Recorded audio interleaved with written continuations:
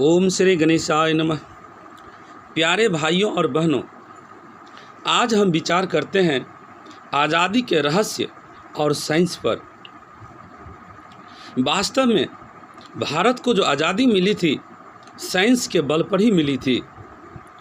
अंधविश्वास को जानने वाले तो कह रहे थे कि भगवान ने बंदरों को वरदान दे दिया है, अर्थात कि वे बंदर जो अंग्रेज के रूप में पैदा ले लिए हैं उनको भगवान ने वरदान दे दिया है कि वे भारत पर अत्याचार करेंगे, शासन करेंगे। कहिए, अंधविश्वास वाले लोग, अंधविश्वास करने वाले लोग कैसी कैसी बातें करते थे। बहुत ही शर्म की बात है कि लोग अंधविश्वास में इतना डूब जाते हैं कि अपने अस्तित्व को, अपनी आज़ादी को भूल जाते हैं। माताओं पर, बहनों पर जिस तरह से अत्याचार होता था, उस अत्याचार को ये अंधविश्वास वाले लोग, ये कुछ अपने को अच्छे साधु संत कहने वाले लोग ऐसा कहा करते थे कि भगवान ने बंदरों को भारत पर शासन करने का वरदान दे दिया है, अत्याचार करने का वरदान दे दिया है। कहिए, बहुत ही शर्म की बात है। परंतु उस परिस्थिति में साइंस के जानकार लोग, साइंस को जानने वाले लोग, जैसे कि सुभाष चंद्र बोस, महात्मा गांधी, बाल गंगाधर तिलक, गोपाल कृष्ण गोखले इत्यादि महान पुरुषों ने, भगत सिंह, खुदीराम बोस इत्यादि महान पुरुषों ने अपनी आवाज़ उठाई। वे जानते थे कि ये कुछ साधु संत लोग, ये अंधविश्वासी लोग जो कहते हैं कि भगवान वरदान दिए थे बंदरों को शासन करने के लिए, यह बात गलत है। ये लोग यह विश्वास करते थे कि यह हमारी कमी है जो अंग्रेज हमारे यहाँ शासन करते हैं।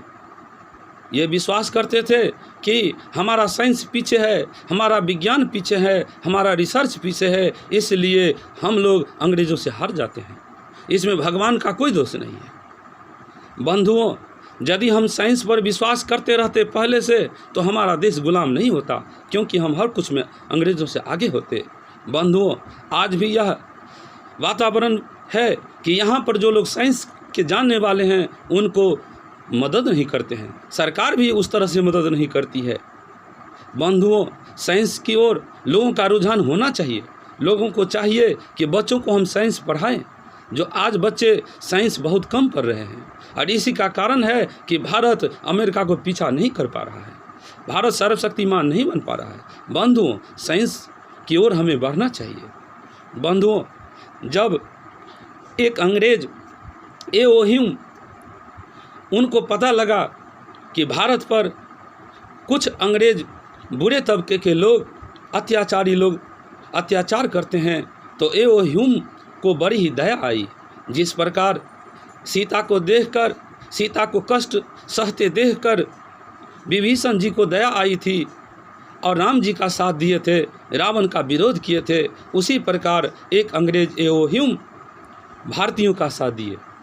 भारतीय राष्ट्रीय कांग्रेस के निर्माण में उनकी अहम भूमिका है, वे संस्थापक माने जाते हैं।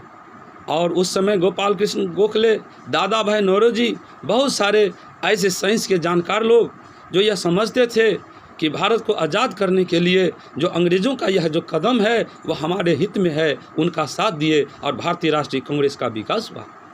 बंधुओं, जिस प्रकार लक्ष्मीबाई ने अपनी जान दी थी, जिस प्रकार वेदवती ने रावण के सामने अपनी जान दे दी थी लेकिन रावण को हाथ आने नहीं दिया था, उसी प्रकार लक्ष्मीबाई ने अपनी जान देकर अंग्रेज़ों को यह कह दिया था कि तुम्हारे हाथ मैं नहीं आऊँगी, लेकिन इस भारत के सपूत जो है वह मेरे दिखाए गए रास्ते पर चलकर भारत को जरूर आज़ाद करा लेंगे। और यह बात सच साबित हुई। बंधुओं, लक्ष्मीबाई का जो योगदान है, लक्ष्मीबाई का जो बलिदान है, वह बड़ा ही रंग लाया।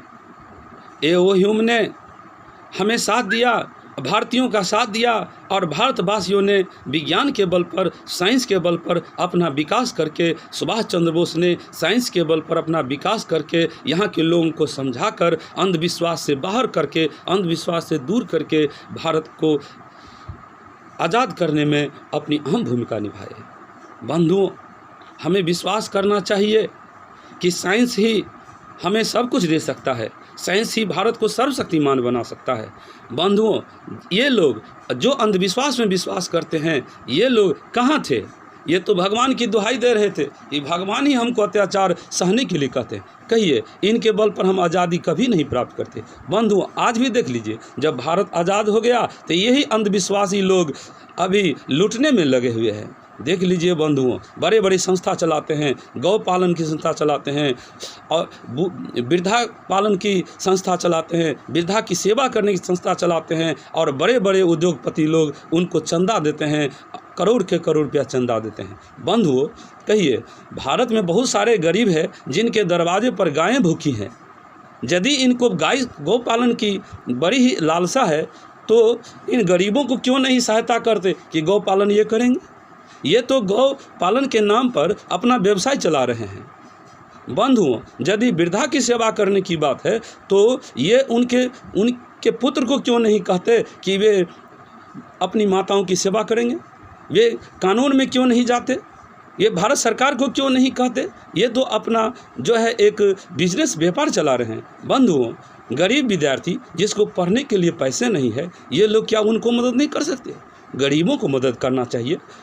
हमें विद्यार्थियों को मदद करना चाहिए जिनको साइंस पढ़ने के लिए पैसे नहीं हैं, उनको मदद करना चाहिए। बंधुओं, जब तक हम साइंस को नहीं अपनाएंगे तब तक भारत को सर्वशक्तिमान नहीं बना सकते हैं। हम अंधविश्वास से हटे और साइंस की ओर चले। साइंस के द्वारा ही हम भगवान की भी खोज कर सकते हैं बंधुओं, और साइंस ने भगवान की खोज कर लिया है, फिर भी लोग अंधविश्वासियों की ओर जा रहे हैं, अंधविश्वास में विश्वास कर रहे हैं। बंधुओं, आपसे प्रार्थना है कि अपने बच्चों को साइंस की ओर ले चले, साइंस पढ़ने के लिए उत्साहित करें।